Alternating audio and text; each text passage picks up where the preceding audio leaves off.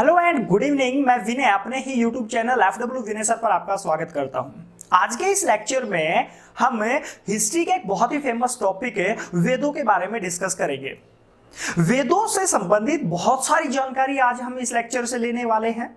बस आप वीडियो को लास्ट तक देखते रहें, क्योंकि मैं वीडियो के लास्ट में आपसे क्वेश्चन पूछूंगा जिसका आंसर आप मुझे कमेंट में दे सकते हो। उस क्वेश्चन का आंसर आप तभी दे पाओगे जब आपने ये लेक्चर लास्ट तक देखा होगा। तो चलिए स्टार्ट करते हैं। अगर मैं वेदों की बात करूं तो आप एक चीज ध्यान रखेंगे, वेदों से याद रखना दो वर्ड रिलेट होते हैं। एक वर्ड होता है रचना और दूसरा वर्ड होता है संकलन।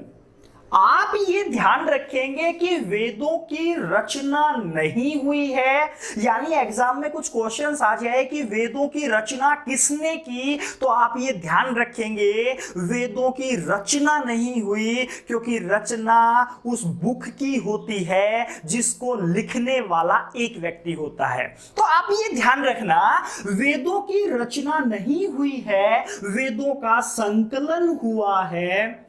संकलन वर्ड का मतलब होता है कंपाइलाइजेशन। आपने क्वेश्चन इंग्लिश में सुना होगा, वन हु कंपाइल डिक्शनरी, यानी डिक्शनरी को कंपाइल करने वाला कौन होता है।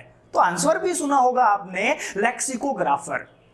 अब सीधा सा मतलब यह था कि डिक्शनरी किसी एक व्यक्ति ने नहीं बनाई, यानी उसमें बहुत सारे लोगों का सहयोग रहा। तो सेम ऐसे ही वेद किसी एक व्यक्ति ने नहीं बनाए हैं, उसमें बहुत सारे लोगों का सहयोग रहा है। इसलिए मैं यहां पे कह सकता हूं कि वेदों की रचना नहीं हुई है, वेदों का क्या किया गया, संकलन। अब ये संकलन हुआ कैसे, किया किसने, उसके बारे में मैं आपको एक चीज बता दूं कि जिस टाइम की हम बात कर रहे हैं वो आज से लगभग 3750 साल पहले की है। उस टाइम पर जो गुरु होते थे वो अरण्यक के रूप में ज्ञान बांटते थे। मैं यहां पर एक वर्ड यूज कर रहा हूं, अरण्यक। अरण्यक क्या होता है, जंगल में गुरु के द्वारा एकांत में ओरल रूप से दिया गया ज्ञान। ओरल का मतलब है गुरु आता था, लेक्चर लेता था, चला जाता था, ना तो नोट्स अवेलेबल होते थे, ना ही गुरु लिखने देता था। अब इसका मतलब क्या हुआ, जिस बच्चे को ज्ञान समझ आ गया वो युधिष्ठिर बन जाया करता होगा, जिसको ज्ञान समझ नहीं आया वो दुर्योधन बन जाया करता होगा। सीधा सा मतलब क्या हो गया कि गुरु ज्ञान बांटता था अरण्यक के रूप में। और इस टाइम के एक फेमस गुरु की मैं बात करूं, वो फेमस गुरु रहे हैं हमारे वेद व्यास। वेद व्यास जो थे वो क्या करते थे, वेद व्यास दिन में 4 बैच अटेंड करते थे, यानी बैच में आते थे, लेक्चर दिया और निकल गए। मैं उन चारों बैचों के नाम आपको बता रहा हूं कि वो 4 बैच कौन कौन से थे। वेदव्यास जो थे वो आते थे दिन में, जो सुबह बैच लेते थे उस बैच का नाम होता था होता तथा होतृवर्ग के पुरोहित। होता तथा होतृवर्ग के पुरोहित। वेदव्यास जी दूसरा जो दिन में बैच लेते थे उसका नाम रखा गया था अर्धव्यू क्लास के पुरोहित। अर्धव्यू क्लास के पुरोहित। और वेदव्यास जी जो दिन में तीसरा बैच लेते थे उसका नाम रखा गया उद्गाता तथा उद्गात्री वर्ग। उद्गाता तथा उद्गात्री वर्ग के पुरोहित। और वेदव्यास जी जो दिन में 4th यानी लास्ट बैच जो लेते थे उसका नाम रखा गया था अर्थवा मुनि की क्लास। सिंपल क्या था, वेदव्यास जी दिन में आते थे, 4 बैच लेते थे। जो उन्होंने सबसे पहला बैच लिया होता तथा होत्र क्लास के पुरोहित, यानी एक बैच का नाम था, स्टूडेंट का ग्रुप होता था होता तथा होत्र। सेकंड जो बैच लेते थे वो अर्धवी क्लास के पुरोहितों को पढ़ाते थे। दिन में जो तीसरा बैच लेते थे वो उद्गाता तथा उद्गात्री क्लास के पुरोहितों को पढ़ाते थे। और दिन में जो 4th यानी लास्ट बैच वो लेते थे उसका नाम था अर्थवा मुनि की क्लास। अब ये स्टूडेंट पढ़ते तो थे लेकिन एक सीधी सी बात है, ज्ञान अर्णक के रूप में बांटा गया था। जब ज्ञान अर्णक के रूप में बांटा गया तो गुरु आते थे, यानी वेदव्यास आते थे, लेक्चर लेते थे, चले जाते थे। लिखने की सुविधा उपलब्ध नहीं थी, ना ही नोट्स की सुविधा उपलब्ध थी। अब क्या होगा, क्लास के जो बच्चे हैं वो एक दिन बैठे सोचेंगे, क्या सोचेंगे वो कि गुरु आते हैं चले जाते हैं, तो क्यों ना हमें जो गुरु ने पढ़ाया उसको कहीं लिखना शुरू करें। अब क्या होता है, अगले दिन वेदव्यास जी आते हैं, पहला बैच लेते हैं, पढ़ाते हैं, चले जाते हैं। पीछे से स्टूडेंट ने क्या किया, जैसे ही गुरु निकले उन्होंने जो पढ़ाया था उसको लिखना शुरू किया। अब जब लिखना शुरू किया तो एक पॉसिबिलिटी क्या है, किसी एक बच्चे को वो सारी बातें याद नहीं हो सकती, क्योंकि ज्ञान ओरल रूप से था। एक बच्चा 100% कॉपी नहीं कर सकता, इसलिए वहां पर पूरी क्लास मिलकर के सहयोग करती थी। सारे आपस में बैठते थे, ग्रुप डिस्कशन करते थे और बुक में लिख लेते थे। अब जब एक आदमी ने नहीं लिखा तो हम कह सकते हैं कि जो किताबें लिखी गई उनकी रचना नहीं होगी, पूरे क्लास का सहयोग रहा, इसलिए उन किताबों का संकलन होगा। अब वेदव्यास जी ने दिन में पहला बैच पढ़ाया, होता तथा होत्र क्लास। उन्होंने लिखना शुरू किया और हमें एक किताब लिख करके दी, जिसे हमें क्या कह देते हैं, हम उसको एक नाम देते हैं ऋग्वेद। यानी होता तथा होत्र वर्ग के पुरोहितों ने एक किताब लिखी जिसका नाम रखा गया ऋग्वेद। अब सीधा एग्जाम में क्वेश्चन कैसे बनेगा कि ऋग्वेद का संकलन करता कौन है, यानी ऋग्वेद की रचना नहीं हुई, कंफर्म हो गया, लेकिन ऋग्वेद का संकलन करता कौन है, संकलन किसने किया, तो आंसर रहेगा होता तथा होत्र क्लास के पुरोहितों ने संकलन किया था ऋग्वेद का। अब जो वेदव्यास जी ने दूसरा बैच पढ़ाया, उन्होंने अपनी एक किताब लिखी और उस किताब को क्या नाम दे दिया, उन्होंने नाम दिया यजुर्वेद। यानी हमारे पास एक दूसरी किताब लिखी जा चुकी थी जिसका नाम था यजुर्वेद। किसने लिखी, द्वितीय क्लास के पुरोहितों ने। अब यहां पर जो दिन में तीसरा बैच वेदव्यास जी ने पढ़ाया था, उन्होंने जो किताब लिखी उसका नाम रखा गया सामवेद। एग्जाम में क्वेश्चन बना, सामवेद का संकलन किसने किया है, तो सीधा है एक व्यक्ति ने नहीं करेगा, कौन करेंगे, उद्गाता तथा उद्गात्री क्लास के पुरोहित करेंगे। अब नेक्स्ट यहां पर जो फोर्थ क्लास पढ़ाई थी जिसका नाम था अर्थवा मुनि की क्लास, उन्होंने भी अपनी एक बुक लिखी और पूरी क्लास का सहयोग था, इसलिए किताब लिखी गई जिसका नाम रखा गया अथर्ववेद। अब हमारे पास क्या था, 4 किताबें आ चुकी थी। मैं फिर कह रहा हूं, उन किताबों की रचना नहीं हुई क्योंकि वो एक व्यक्ति ने नहीं लिखी है। इन सभी किताबों का क्या हुआ, संकलन। अब सीधा क्वेश्चन क्या बनेंगे, हमारे पास 4 किताबें आ चुकी हैं और इन चारों किताबों को क्या कहा जाता था, धन वेद। सीधी सी बात क्या बनती है कि वेद संख्या में कितने हुए, तो वेद कितने हो गए हमारे पास, 4। कौन कौन से, ऋग्वेद, यजुर्वेद, सामवेद और अथर्ववेद। अब जब हमारे पास वेद संख्या में 4 हो गए, जिनके संकलन करता कौन थे ये भी एग्जाम में अगर आ जाते हैं तो हम आंसर आराम से लगा सकते हैं। मैं यहां पर केवल एक वेद बता देता हूं किसने संकलन किया, बाकी के आप याद रखिएगा। सीधा है, अथर्ववेद संकलन किसने किया, अथर्व मुनि ने किया। लेकिन अब यहां पर एक चीज और नोटिस करने की है, यहां पर किताबों का संकलन अलग अलग व्यक्तियों ने किया, लेकिन ज्ञान का सोर्स एक व्यक्ति था। कौन था, वेदव्यास।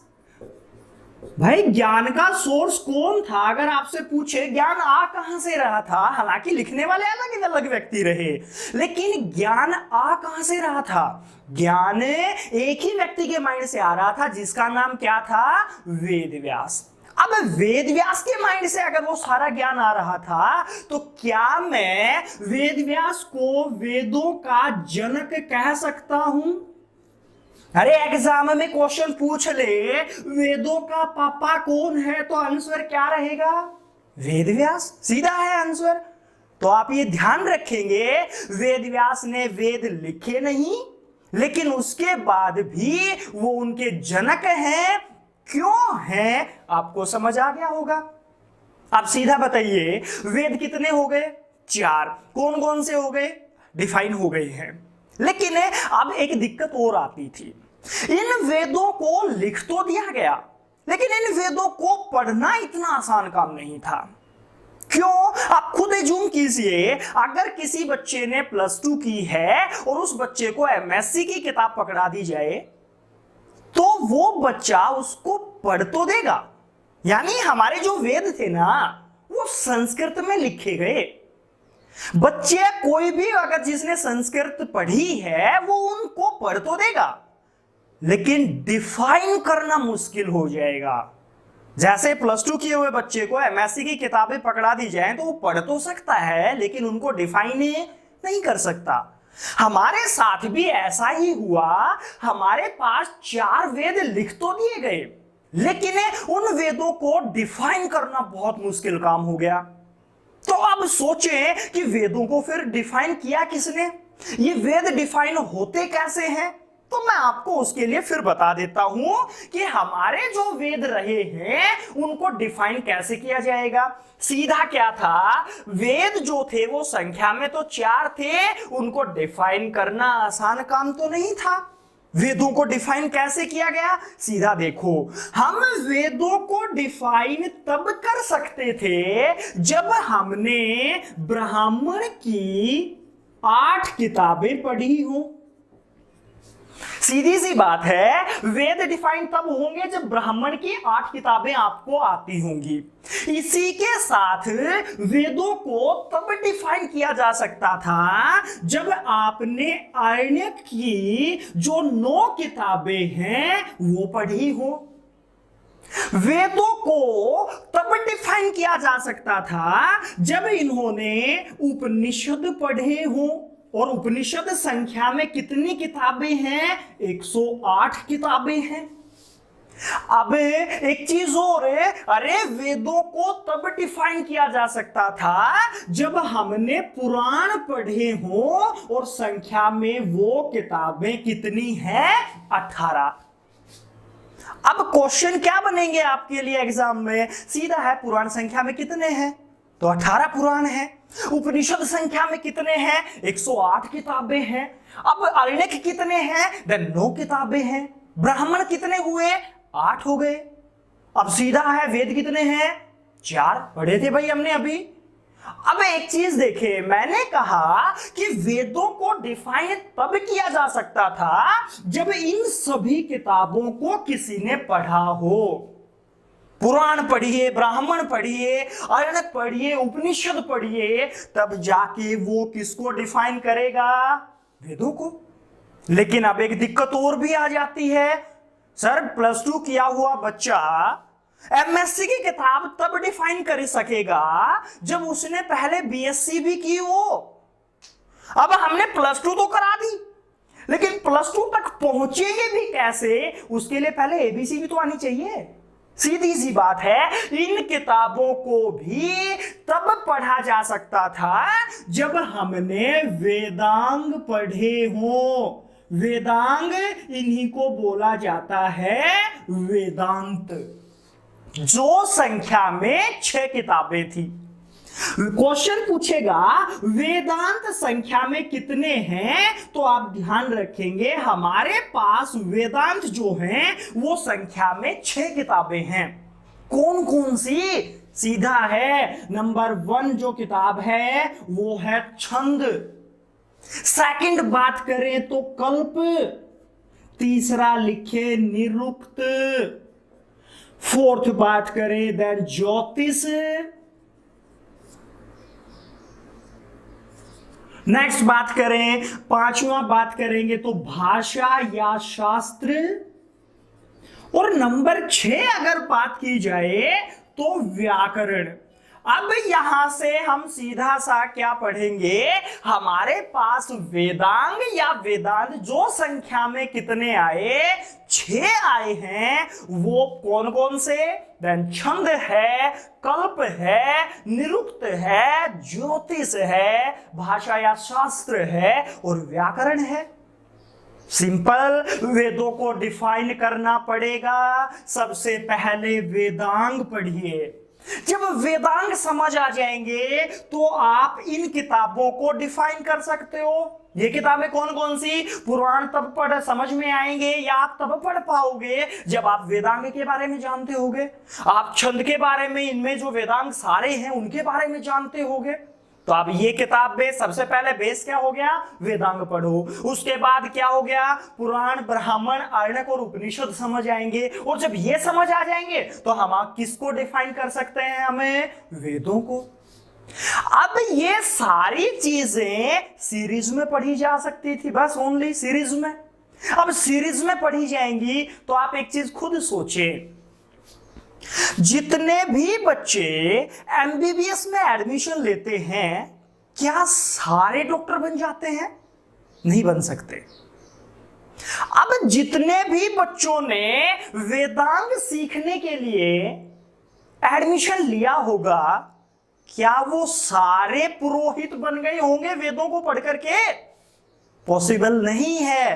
अब जब ये पॉसिबल नहीं है फिर पॉसिबल क्या था, यहां पर मान लीजिए 100 बच्चे एडमिशन लेते हैं। अब जब 100 बच्चे यहां पर एडमिशन लेंगे सभी सक्सेस नहीं हो सकते, 1 या 2 पुरोहित बनेंगे। अब मान लो 100 ने एडमिशन लिया, हमारे पास पढ़ करके पुरोहित संख्या में कितने बने, 2। अब ये जो 2 पुरोहित बनेंगे ना ये तो सही है, सक्सेस हो गए। लेकिन जो 98 बच्चे बचे जो सक्सेस नहीं हो सके थे उनके साथ क्या होगा। पीएमटी क्लियर करके आपने एडमिशन तो ले लिया, एमबीबीएस नहीं कर पाए, क्या करोगे, केमिस्ट की दुकान खोलोगे आप। और जब तक आप जीवित हो तब तक एक बात जरूर कहोगे, अरे कुछ भी कर लेना एमबीबीएस नहीं करनी।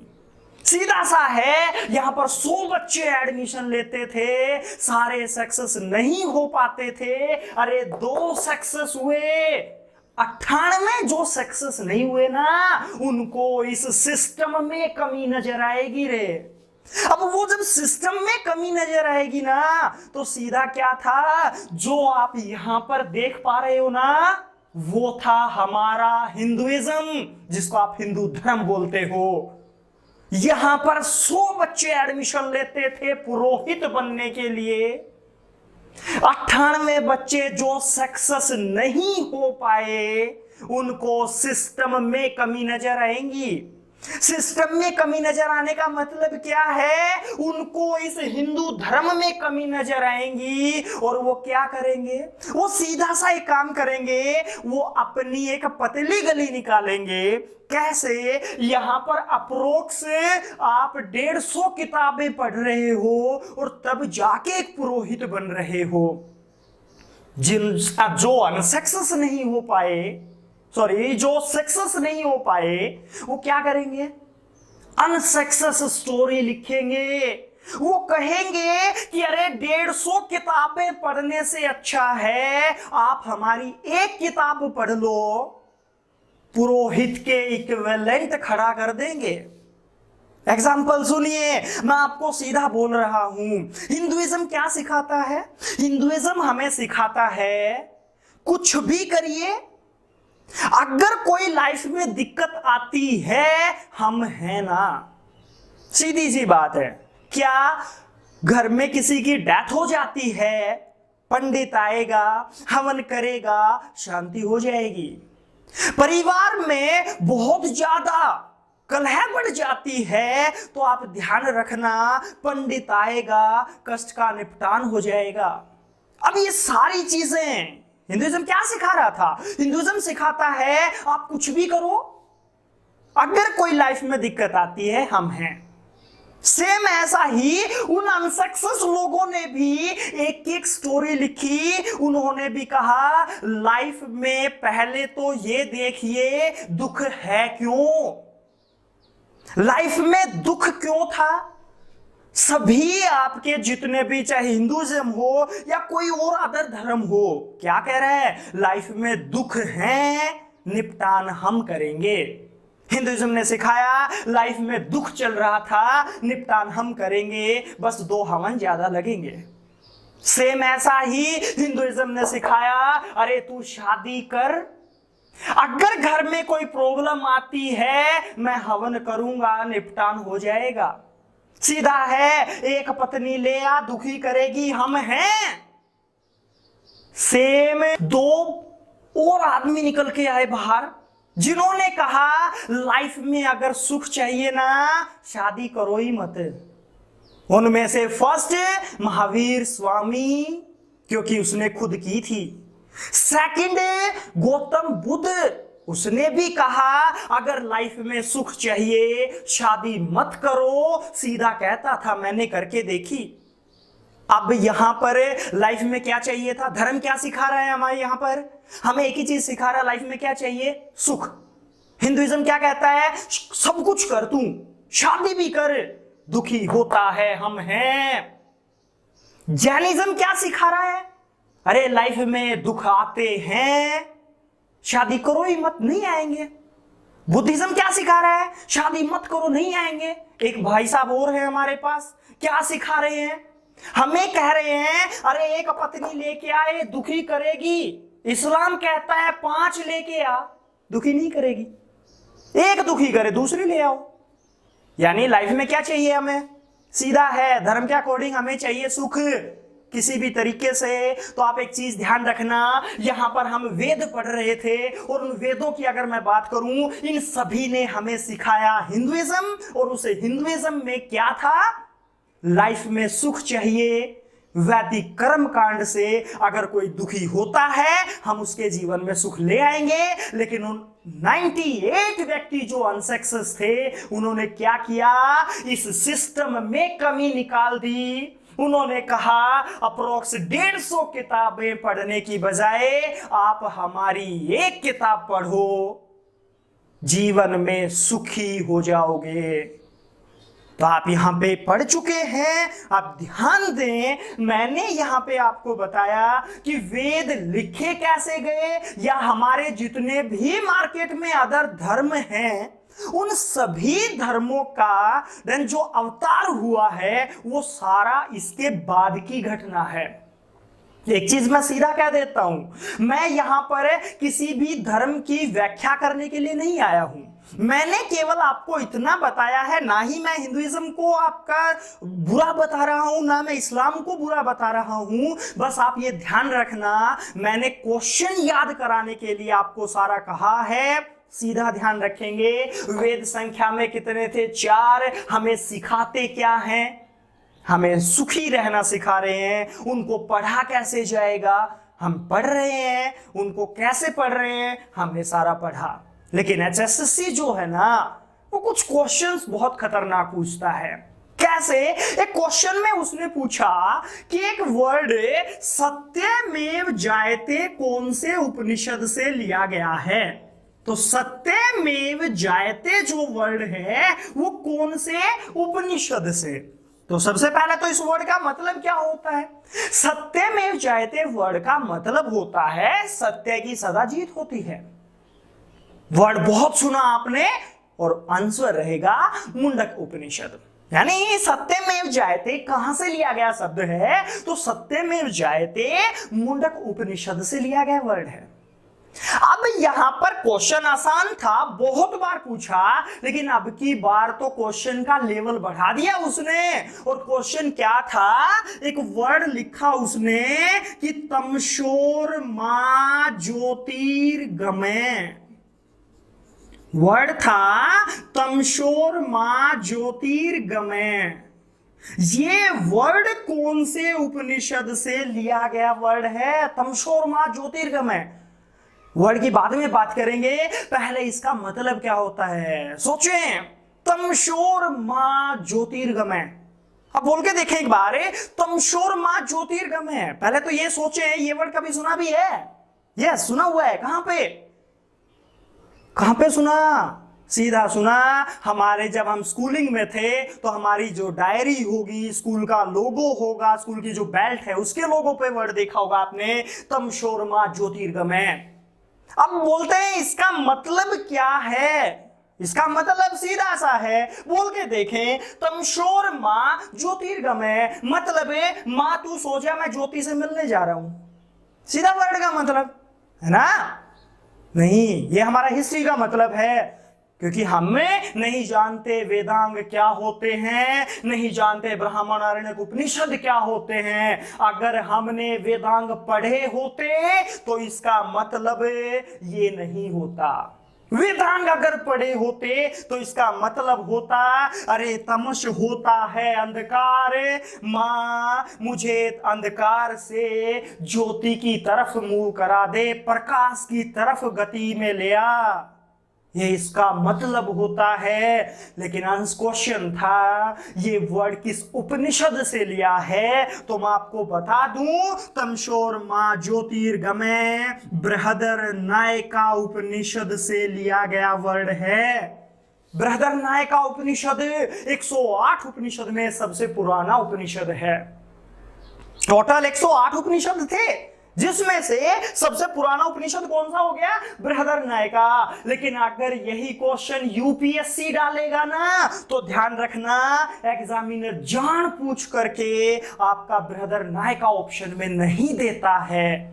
जब ऑप्शन में नहीं देगा तो आप ध्यान रखना, इस उपनिषद को ऋग्वेद के साथ हम अटैच करते हैं, तो आंसर बृहदरनायका ऑप्शन में नहीं है, तो आंसर क्या हो जाएगा? ऋग्वेद। तो आप ये क्वेश्चन ध्यान रखेंगे। अब मैं आपसे क्वेश्चन और पूछ रहा हूं। क्वेश्चन था, यहां पर वेदांग में हमने पढ़ा व्याकरण वर्ड, और एग्जाम में क्वेश्चन क्या बनेगा कि व्याकरण की फर्स्ट बुक बताइए, यानी व्याकरण की लिखी गई पहली किताब कौन सी थी, और व्याकरण भी कौन सी? संस्कृत। क्योंकि हम जो भी कुछ पढ़ रहे हैं वो सारी चीजें संस्कृत लैंग्वेज में हैं। एग्जाम में आ जाए वेद कौन सी भाषा में लिखे हैं, तो हमारे जो वेद हैं वो संस्कृत भाषा में लिखे हैं। तो यहां पर हम पढ़ क्या रहे थे? व्याकरण की पहली किताब कौन सी है? याद रखना, व्याकरण की फर्स्ट किताब का नाम है अष्टाध्यायी। क्वेश्चन ध्यान रखना, अष्टाध्यायी किताब फर्स्ट बुक ऑफ व्याकरण। व्याकरण की कौन सी व्याकरण? ग्रामर है, संस्कृत। संस्कृत ग्रामर की फर्स्ट बुक कौन सी है रे? अष्टाध्यायी। किसने लिखी? देन पाणिनि ने। पाणिनि तक्षशिला का एक ब्राह्मण था ये पाणिनि, जिसने एक किताब लिख डाली। देन अष्टाध्यायी जो किससे संबंधित थी? देन व्याकरण की एक किताब होती थी। अब एग्जामिनर तो ठहरा स्मार्ट, तो ये क्वेश्चन तो उसने एक बार तो डाल दिया, अपने एचएसएससी में आया था रे ये क्वेश्चन, क्लर्क का एग्जाम था, और क्वेश्चन सुनना क्या पूछा था? व्याकरण की पहली बुक तक्षशिला के किस ब्राह्मण ने लिखी है? तो आंसर क्या हो गया? पाणिनि ने। अब हो सकता है नेक्स्ट टाइम एग्जाम में फर्स्ट बुक व्याकरण की ना दे करके वो व्याकरण की सेकंड बुक दे दे। यानी हमें पता होना चाहिए व्याकरण की सेकंड किताब कौन सी है, और व्याकरण कौन सी? संस्कृत व्याकरण। तो मैं आपको बता दूं, व्याकरण की सेकंड किताब जो हमारे पास है वो किताब कौन सी है? लिखेंगे आप महाभाष्य।